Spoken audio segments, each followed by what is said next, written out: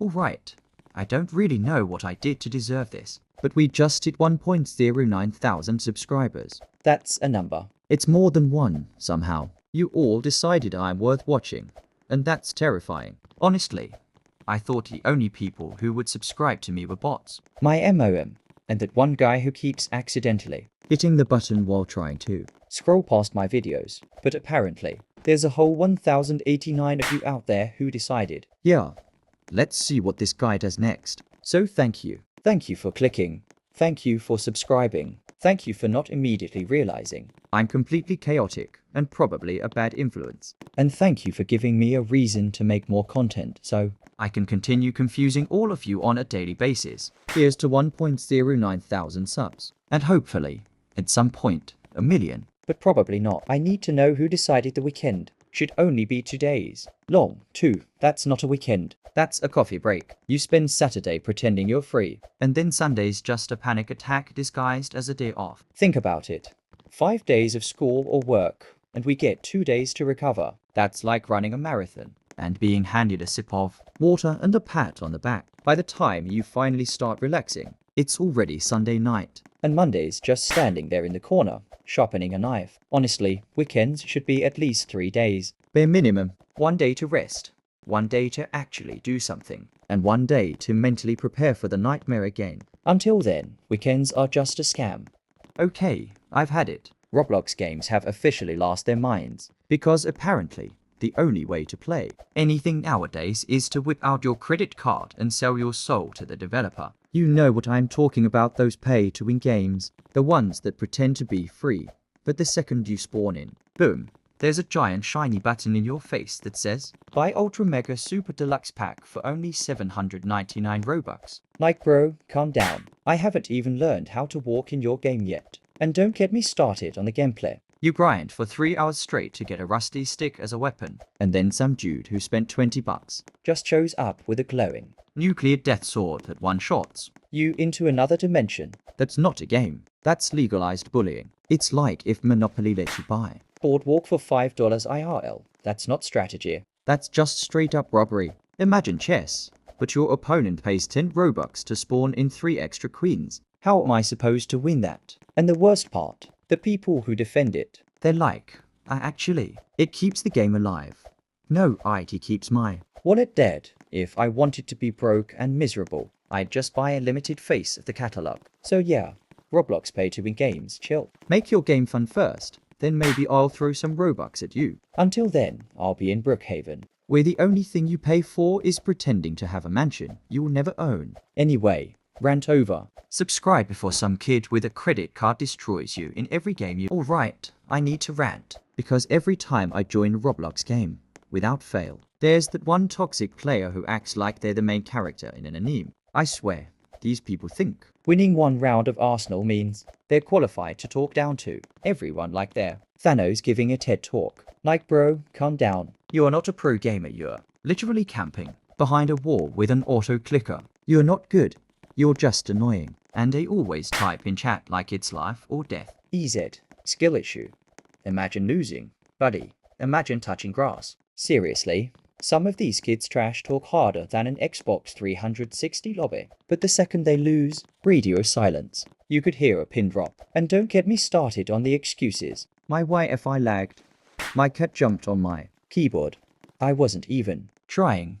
Yeah, sure. And I'm secretly the CEO of Roblox. Keep coping, buddy. So yeah, toxic Roblox players, please stop acting like you're hot stuff. You're not a pro. You're just another avatar with a free bacon hair screaming at children online. Congrats, you've peaked in life.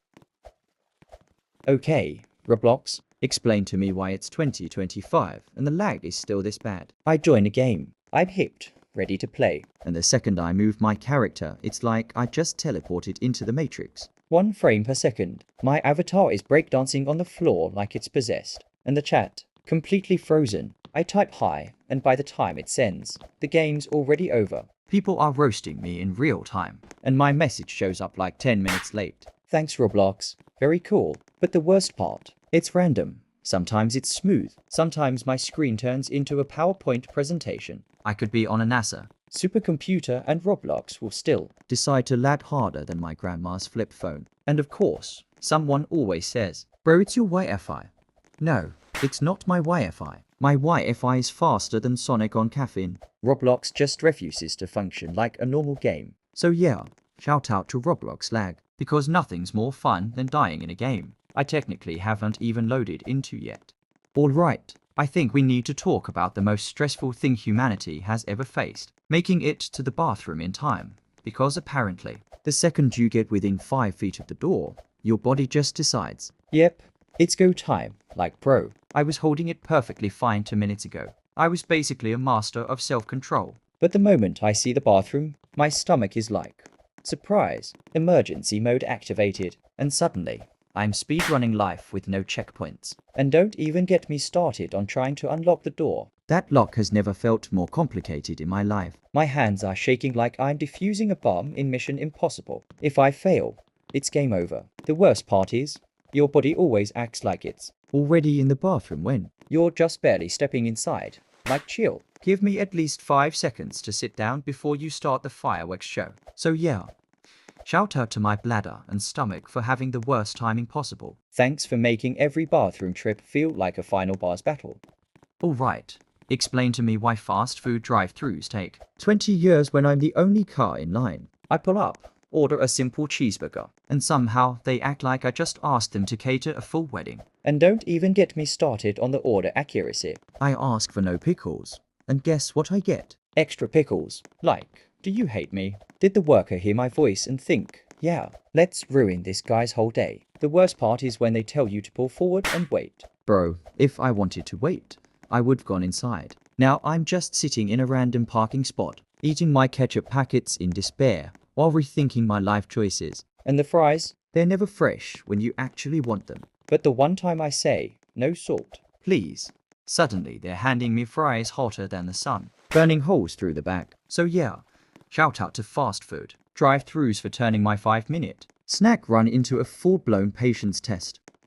Okay, I don't know what kind of dark magic PR3 Silent is using, but the guy just hit 200,000 subscribers. That's not a milestone, that's a full-blown army. At this point, he could probably declare his own country and we'd all have to salute. The man makes the same kind of unhinged videos I do, but instead of crawling to 1,000 like the rest of us, he's out here speedrunning YouTube like it's a Roblox obby. 100,000 felt huge, but 200,000, that's just disrespectful to the rest of us grinding. So congrats, PR3 Silent. You've officially hit the point where your subscriber count looks less like a number and more like a flex. Keep it going, because at this rate you'll probably have 1 million by next Tuesday.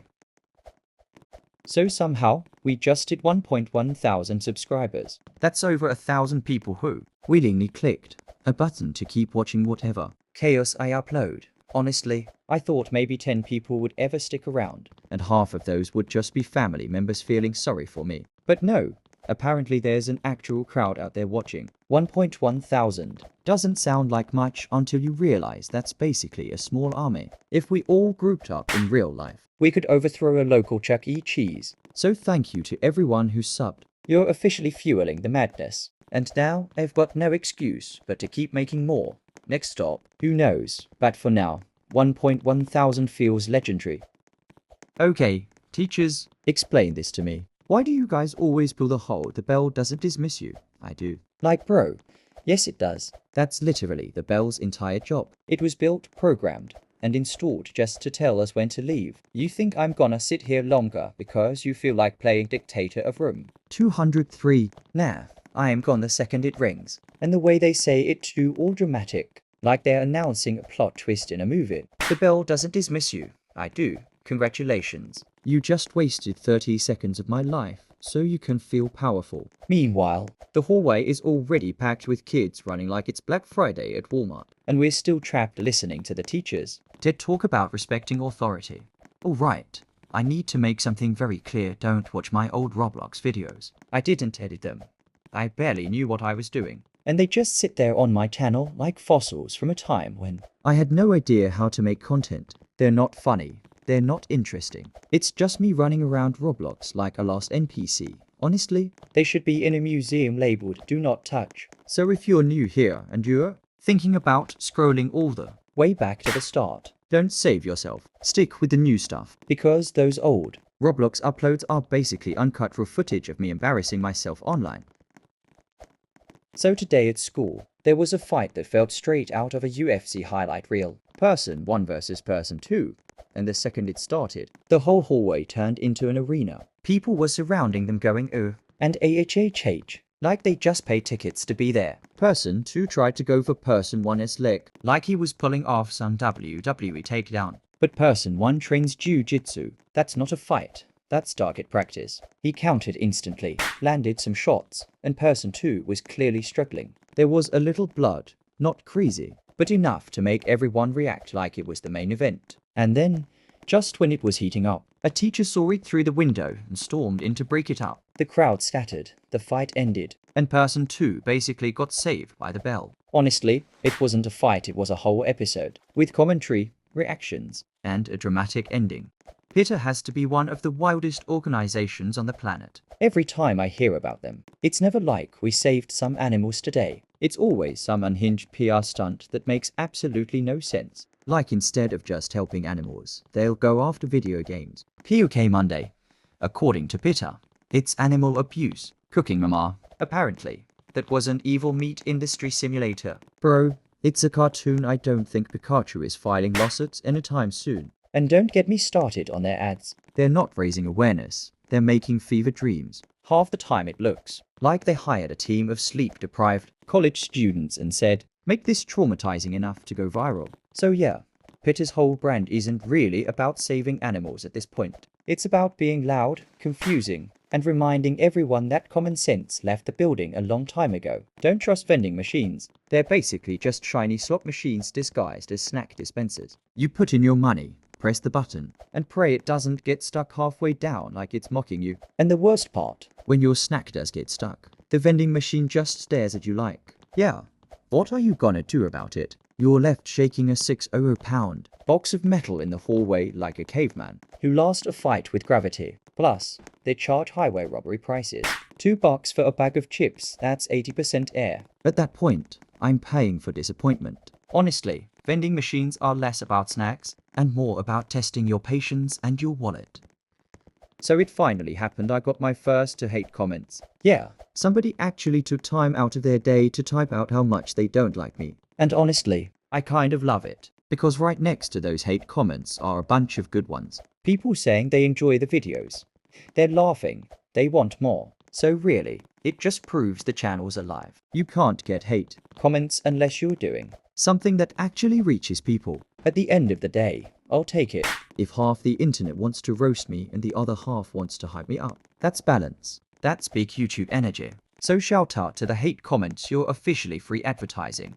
I just got home from school, checked my channel, and somehow I gained 20 subscribers while I was gone. Like, I left the house, sat through math class half asleep, and meanwhile, YouTube decided to hand me a small army. 20 people subscribed while I was learning about fractions. That's insane. I didn't even upload anything, I just existed. Apparently, the secret to growth is ignoring my channel and letting it cook while I suffer through school. So yeah, shout out to the 20 of you who joined while I was gone. You made sitting in class slightly less painful.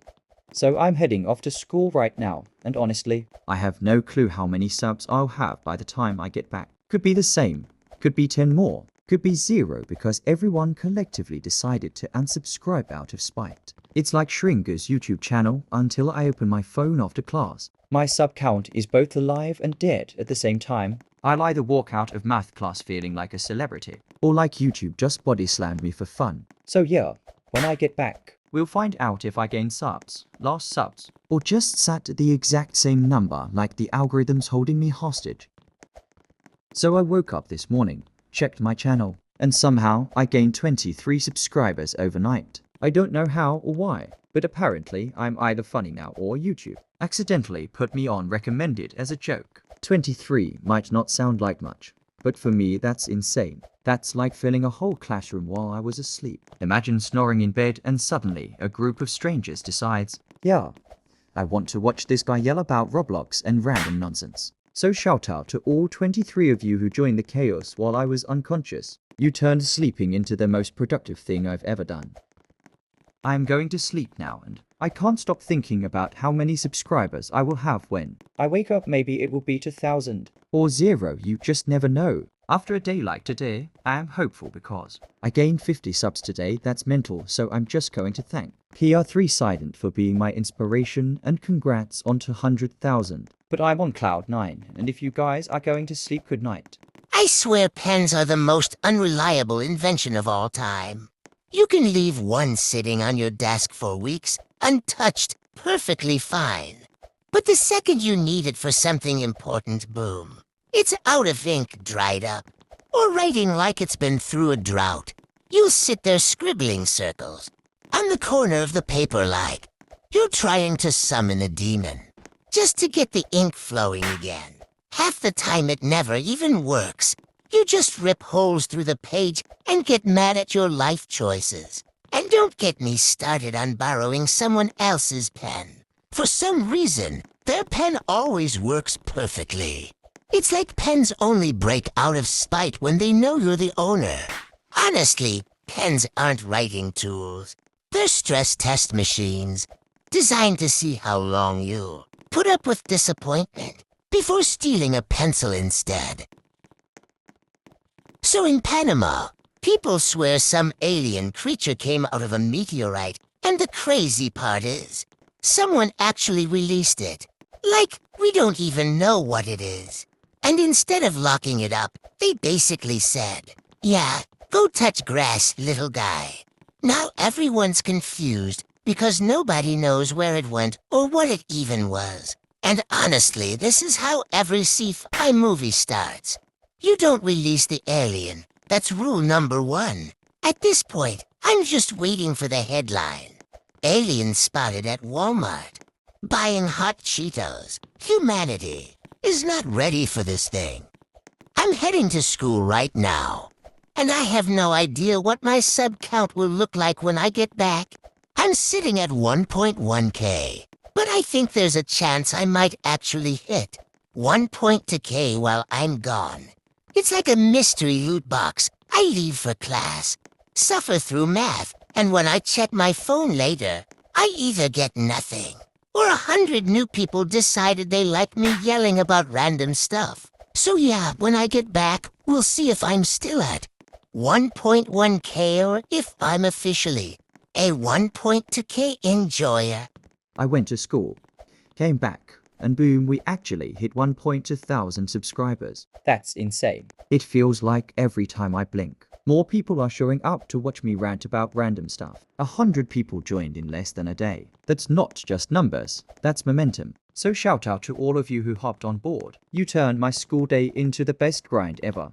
My birthday is coming up, and honestly, the best gift I could get is hitting a sub milestone. I'm sitting at 1,200 right now, but by then I am hoping for 1,500. Maybe even 2,000 if the algorithm blesses me. Like, forget cake, forget presents. Imagine opening YouTube on my birthday and seeing a number that big. That's the kind of gift you can't wrap. So yeah, I don't need balloons. I just need the channel to keep cooking. Remotes are straight up cursed objects. You can set one down, turn your head for a second, and when you look back, it's gone. Not on the couch, not on the floor, just vanished into a black hole. Then you start the ritual, lifting up couch cushions, checking under the table, accusing your family of stealing it, and it still doesn't show up. Somehow, the remote exists in every place except where you need it. At this point, I'm convinced TVs eat their own remotes out of spite. That's why half of us just give up and use our phones. The remote isn't lost, it just doesn't